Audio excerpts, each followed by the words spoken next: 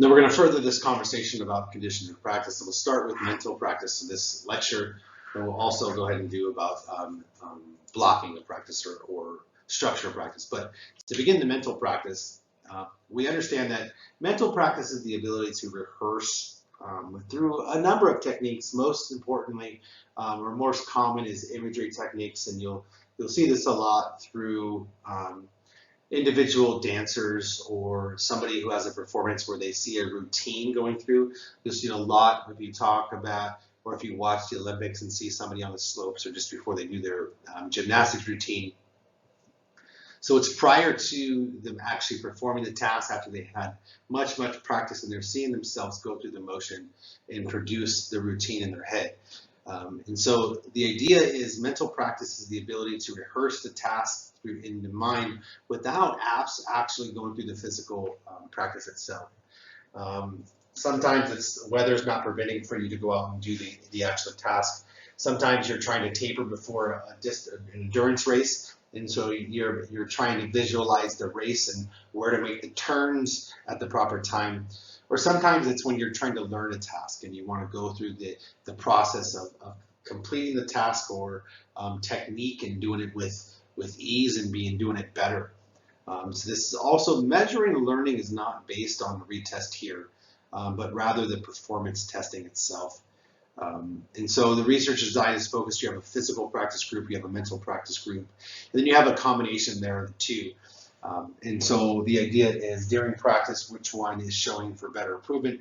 And then you could also, if you really want to show the learn, it's showing that retest and which one will test or learn the task better. So here you have a different combination during the practice conditions. And again, you have 100% physical practice, which is the 100% P. You have 100% mental practice, which is the group here. You have a control group, and the control groups is somebody that balanced on the stabilizer. And so whatever this task was, and the idea was the 6 groups learned the pegboard with colored pegs and shapes and 6 rotary tasks. So the control group just did something completely different and through the process. But you see that absolutely during the pegboard and the pursuit board that 100% practice did well. In the pegboard, you see that all of the mental practice did slightly less than the physical the group that actually had to do the preg. But in a pursuit tracking rotary task, you see that the mental practice that had majority physical practice, but that had 25% of a mental practice did the best in this group. So what this idea from the Hurd paper in '91 in his group identified was in certain tasks, you will benefit from a certain percentage of mental practice.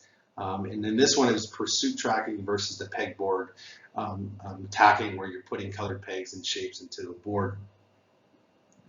But the idea is that in some tasks, you will benefit from a certain percentage of mental practice, but nothing is going to replace having that ability to physically practice, and there is some benefit in physical practice going forward.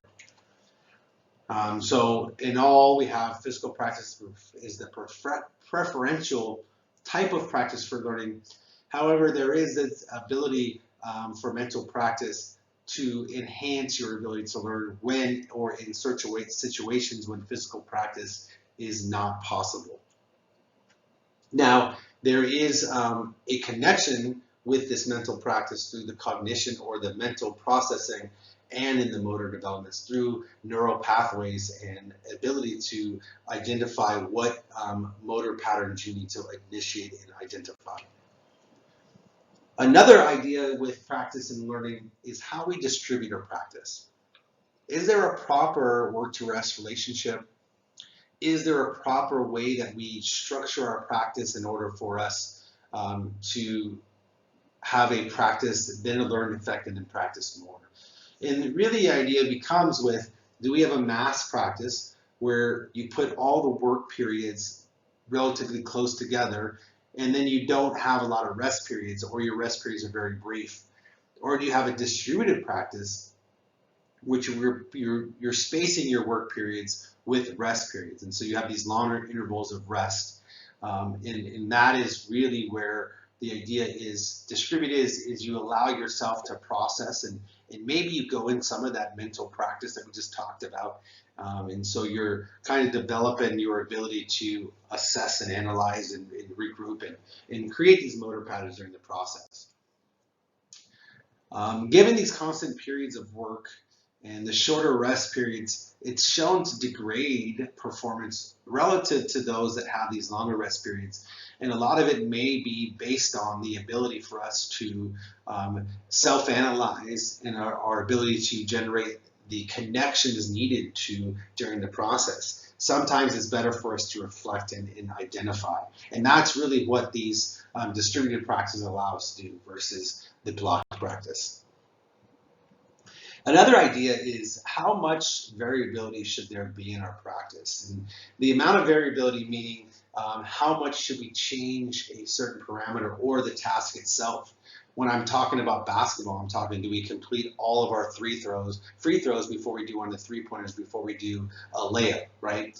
Now, the idea is that depending on whether it's an open task or a closed task, or whether, meaning that there is something where the task in it's more unpredictable in nature, or there's ability that we have to adjust our motor pattern in response to something that we didn't see, fielding the ground ball or steering a car on an unfamiliar road.